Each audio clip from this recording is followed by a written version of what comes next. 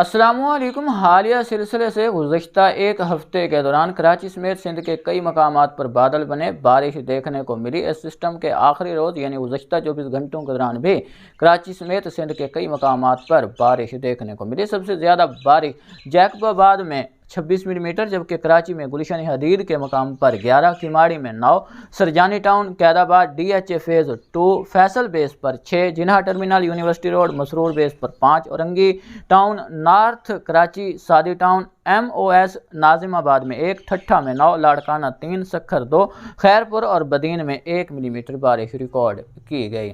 اگلے 3 دنوں کے دوران سندھ کے اکثر مقامات پر موسم خشک رہے گا۔ 3 دن کے بعد انشاءاللہ 28 مارچ کے بعد ایک بار پھر نیا سلسلہ اثر انداز ہوگا، جو کہ 5 سے 6-7 دن تک سندھ کے کئی علاقوں کو متاثر کرتا رہے گا۔ اس سلسلے سے بھی کراچی میں بارش کے امکانات موجود ہیں۔ کچھ ایل نینو کی بڑھتی صورتحال مونسون پر منفی اثرات پڑتے دکھا رہی ہے، لیکن ابھی بھی امید کی کرن موجود ہے۔ انڈین اوشن ڈائی پول کا پازیٹیو فیز: اگر انڈین اوشن ڈائی پول پازیٹیو فیز میں گیا تو ہم مونسون کی بارشیں جون جولائی میں معمول کے مطابق یا معمول سے زیادہ، جبکہ اگست اور ستمبر میں معمول سے کم دیکھ سکتے ہیں، جس متعلق ہم آپ کو وقتاً فوقتاً آگاہ کرتے رہیں گے۔